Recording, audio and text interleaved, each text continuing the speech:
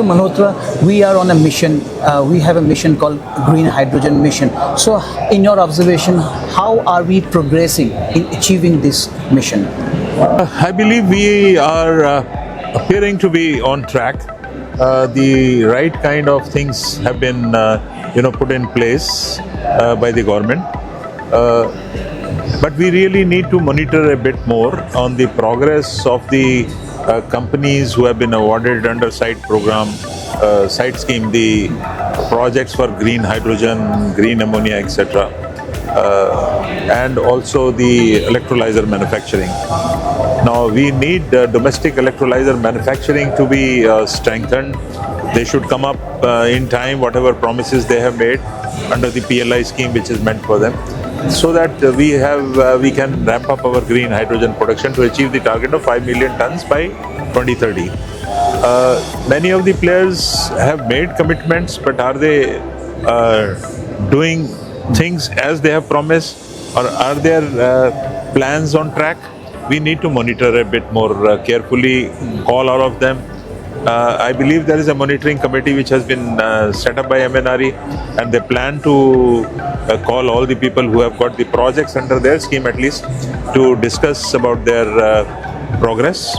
So I think we need to more carefully watch so that we don't fail in achieving our target. Hopefully we should try to even achieve more than what we have promised in the target. There is a buzz about EV, electric vehicles.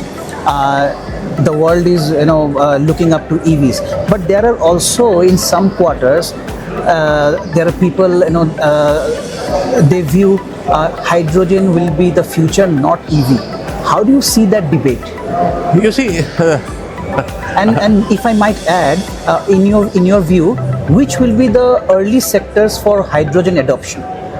Actually, you see, you have asked a question which I have been, as a hydrogen person, I will say obviously hydrogen, but in a balanced way. Let me look at it. The EVs are okay for removing local pollution.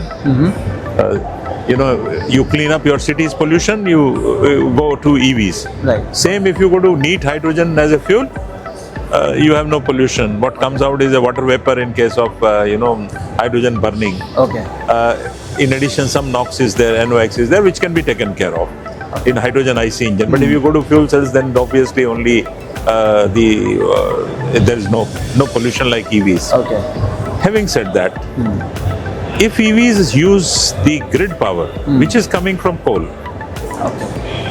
yes, and if you use the coal-based grid power to power your electric vehicles, you are cleaning up the cities. But the carbon dioxide, which is causing global warming, is still there from the thermal power plants. Okay.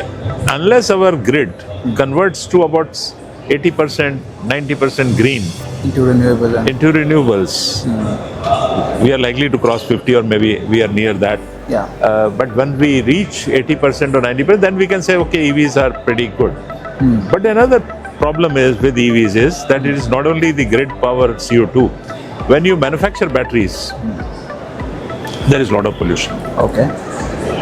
The minerals and material which you use in batteries and magnets, we have been hearing there is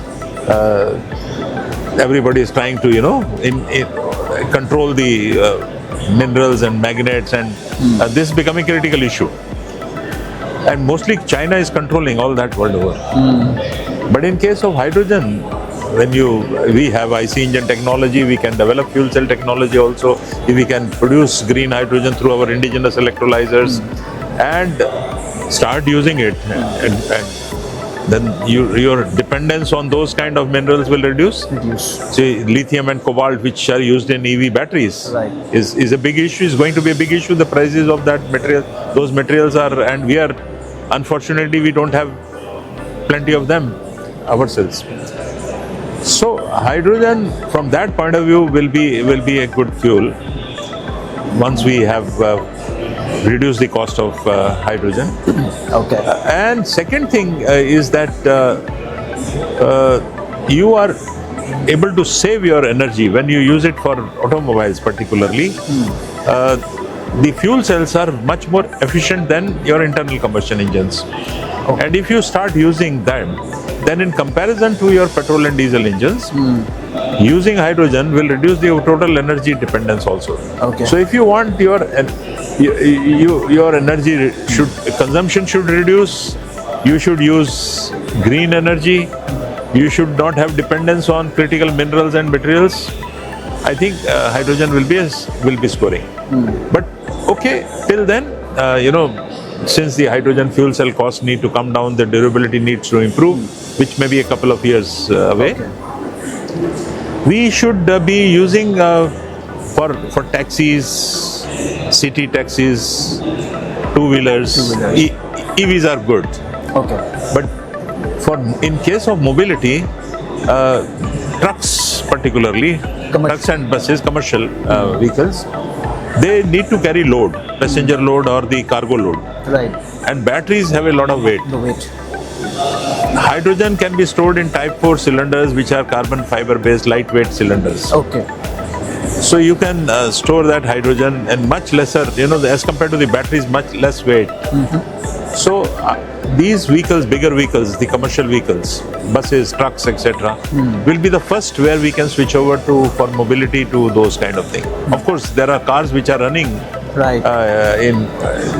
Toyota Mirai car has been very famous, True. There are many cars running in US, also in California on hydrogen fuel cells. So this needs to be, I think, that is where as compared to petrol, diesel, you will find hydrogen fuel cell vehicles scoring more. But both the technologies may survive along with, but if you want total independence from imported minerals, materials, oil, gas, etc., then hydrogen is the ultimate, I think, which we can.